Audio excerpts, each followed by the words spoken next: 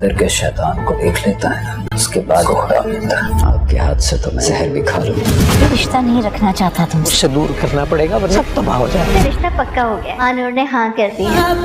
Hello friends, Salim की बातें सुनकर शहराम के तो पैरों तले से जमीन निकल चुकी थी। इसे यकीन ही नहीं आ रहा था कि इसके बाप को कत्ल करने वाली भी किश्वर बेगम ही है और अब इसका अगला कदम इसे मारना है। इसके सामने किश्वर बेगम की असलियत खुलकर सामने आ चुकी थी। इसने कभी सोचा भी नहीं था कि वो जिसको अपनी सगी माँ से भी बढ़कर चाहता था, उनकी इज्जत करता था, असल में वो इसे इतनी नफरत करती हैं कि इसे रास्ते से हटाने के लिए कुछ भी कर सकती हैं। इसे इस बात पर बहुत हैरानी थी कि वो किश्वर बेगम की झूठी मोहब्बत को क्यों महसूस नहीं कर सका था।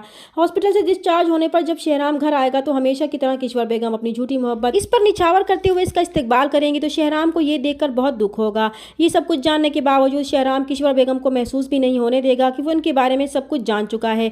वो इनकी हर हरकत को बहुत गौर से देखेगा और महसूस करेगा कि इनके अंदर इतनी बनावट है जिसे वो पहचान क्यों नहीं सका था। जब किश्वर बेगम शहराम को खाना ला कर देंगी और इसे इसरार करेंगी कि वो इसे अपने हाथ से खिलाना चाहती हैं तो शहराम भी इन्हें जवाब देगा कि क्यों नहीं वो इनके हाथ से खाना, तो क्या अगर वो इसे जहर भी खिला देंगी तो वो खुशी से खा लेगा। फिर वो जानते बूझे इनके हाथ से खाना खा लेगा और इनसे सवाल करेगा कि इंसान जब अपने अंदर के शैतान को पूरी तरह से देख लेता है तब वो खुदा के करीब हो जाता है और अपने खुदा को पा लेता है। क्या उनका सामना भी कभी अपने अंदर के शैतान से हुआ है? और किश्वर बेगम शहराम के इस अजीब सवाल पर चौंक जाएंगी कि जब से शहराम हॉस्पिटल से घर आया था वो इनसे अजीब बातें कर रहा था और चोर तो इनके दिल में पहले से ही मौजूद था, जिससे वो खटक जाएंगे कि कहीं शहराम को इन पर शक तो नहीं हो गया था।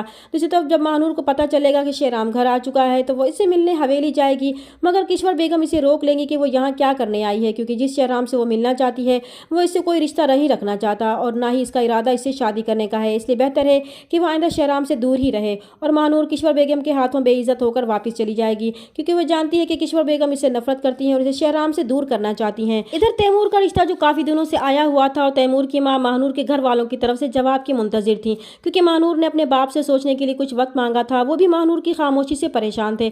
वो जानते थे कि महानूर शहराम को पसंद करती है और इसी से शादी करना चाहती है और किश्वर बेगम महानूर से इतनी नफरत करती हैं वो कभी भी महानूर को कबूल नहीं करेंगी। पहले भी किश्वर बेगम ने पूरे गांव में महानूर को बदनाम कर दिया था। अगर उन्होंने महानूर की बात मान ली तो किश्वर बेगम की सारी बातें सच हो जाएंगी और इनकी रही सही इज्जत भी खाक में मिल जाएगी। इसलिए जैसे ही महानूर स्कूल से घर वापस आएगी तो महानूर का बाप इसे समझाएगा कि इसके लिए शहराम को खुद से दूर करना ही बेहतर होगा, वरना सब कुछ तबाह हो जाएगा। अगर वो शहराम की और अपनी बेहतरी चाहती है तो उसे तैमूर का रिश्ता कबूल करना पड़ेगा।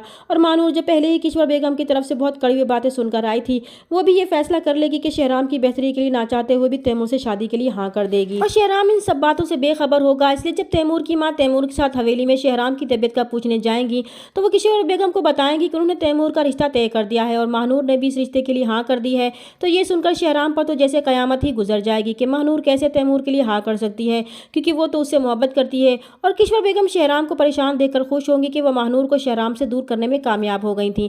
चैनल पर नए हैं तो प्लीज़ चैनल को सब्सक्राइब कर दें। मिलते हैं नेक्स्ट वीडियो में, तब तक के लिए अल्लाह हाफिज़।